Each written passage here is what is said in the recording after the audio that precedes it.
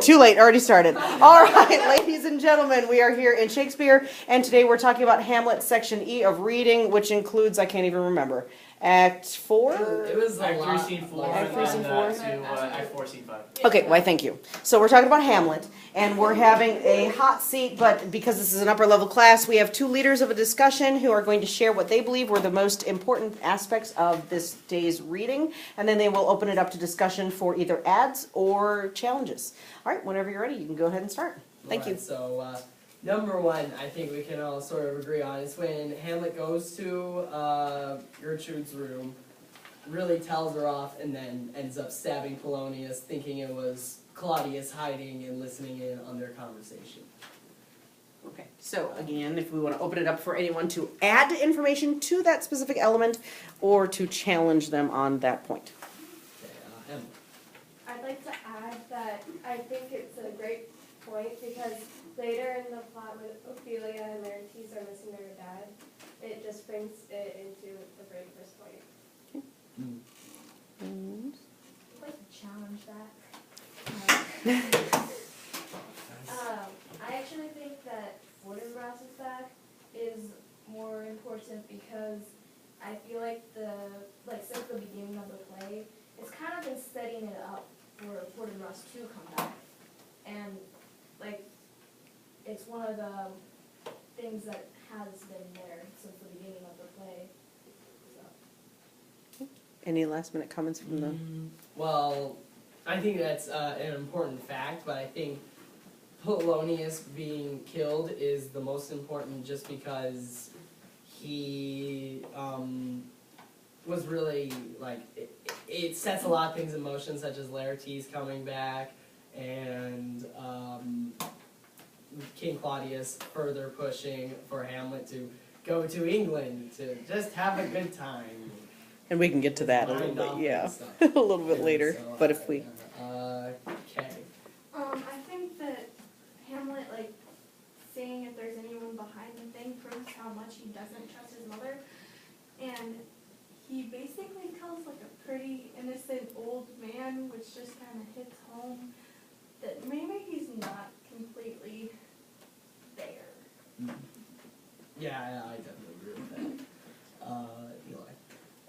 When he kills Polonius, it's kind of like the shift from where he's like the tragic hero to kind of more like he's just trying to kill Claudius now. It's like he doesn't really care what happens along the way. Like it kind of shifts from like he has more of a moral compass at the beginning, but it kind of loses it along the way. Yeah, he has a reason for, obviously he wants to get revenge on his father, but now it's other people are being affected. Obviously, before he was affecting other people, saying horrible things to Ophelia and all that stuff.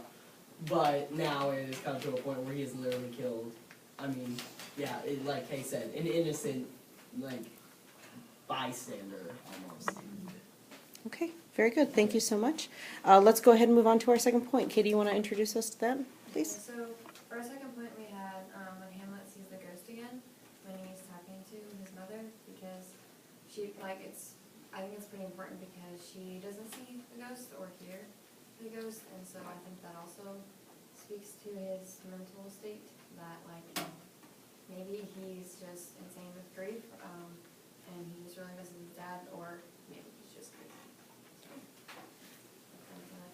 Well, we could consider that he's actually insane, or, I think it's really just trying to further the point that everyone around him legitimately thinks he's crazy, as opposed to him actually being crazy. But I think the use of the ghost to kind of just, continue his rage, it's more, I think that's more what it is, as opposed to just trying to make him seem crazy. It's really just, to further his goal, the revenge aspect of the story. I don't think that made sense. I also feel like the ghost seems like it only wants to be seen by certain people. It wasn't really clear in the beginning of the play when he was saying swear that you won't tell anyone if the other guys could hear him or not. But if they couldn't, it's kind of like the ghost is just choosing who can hear him, who can see him, and stuff like that. So. Yeah, I feel like it's kind of inconsistent because, like, why would he want to, like, the guards that he didn't really know to see him, but not his wife? And I think that kind of shows, like, what Eli was saying, like, it goes with, like, furthering his marriage, and, like, it's pretty inconsistent, which I think it could really go either way, in my opinion. Any other comment on that? All right, back to Jackson, please, for your third point, please. Okay, so for our third point, we had what Rebecca said earlier with the return of Fortinbras. You know, he comes in and asks to see the king directly, and Rosencrantz, Guildenstern, and Hamlet are just on their way. And yeah, I think she had some good points when she brought it up, that the whole play is kind of in the background. This has kind of been on the back burner, but it's slowly been like building up, and we know that. I mean, I don't know for sure, but I feel like they're not just gonna walk through to go and fight the Poles. I feel like there's gonna be a bit of conflict in between that.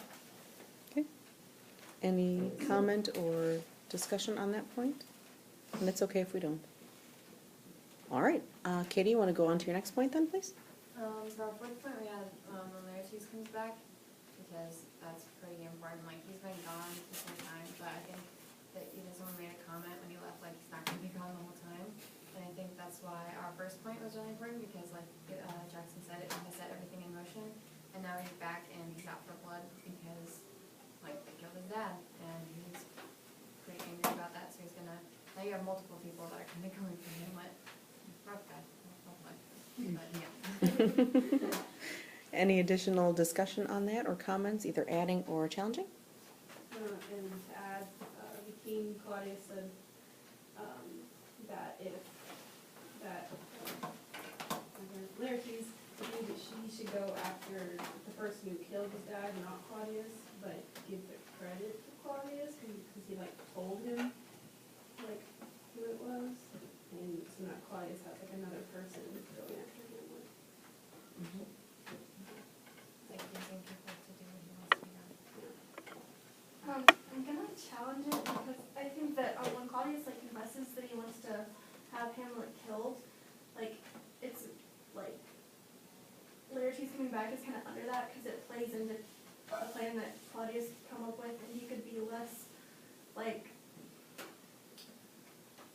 responsible for the murder of Hamlet, so he can like place the blame elsewhere, and Laertes sort of has a good reason for killing Hamlet, kind of like Hamlet thinks he has a good reason for what Claudius said, so I think that's a little bit more important, and he's like overlying a little bit over Laertes coming back. I don't know how you feel, but I feel like that kind of Yeah.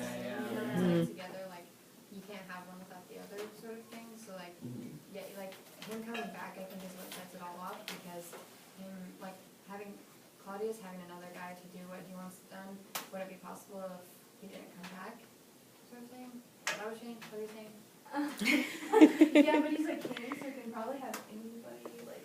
But like, without him just being able to just be like, go kill him, he can be like, oh, look what he did, like, now you have a reason to It's go more kill him. It's more like he can disguise him more than just like wanting Hamlet dead. Because, like, all that King Claudius really cares about is keeping a good name for himself so he can keep his position of authority. And if he was to just have Hamlet killed, that wouldn't look as good, maybe. But since he has, you know, kind of a scapegoat for that, I think it'll make it look less conspicuous and less like scandal, pretty much. Any other comments on this point? All right, we've got one more, is that correct? Okay, one more, go ahead. Last point, either or. You see guys? Okay, well, alright, so the fifth and final thing we said was kind of seeing Ophelia's reaction to all this, because she is clearly, this clearly set off a trigger in her mind, and now she's acting very strange in a way that we haven't seen her before in the play. Like, obviously, I think a lot of Hamlet's bashing and this altogether has kind of maybe sent her off the deep end just a little bit. Any comments about that scene or details that we'd like to add? She's kind of acting a little bit like Hamlet was at the beginning of the play with all with his father's death, so I think that's kind of interesting how there's a similarity there. That's basically what I was gonna say. I was just gonna say they're kind of mirroring the same thing. In the beginning, we had Hamlet, who was acting kind of crazy because his father had just died, and now we're having Ophelia basically doing the same thing because her father just died. Any other comment? No? All right, well, we'll shut off the camera. We'll maybe have a little bit more discussion on my leading, but let's give these leaders a round of applause. Yay, good job.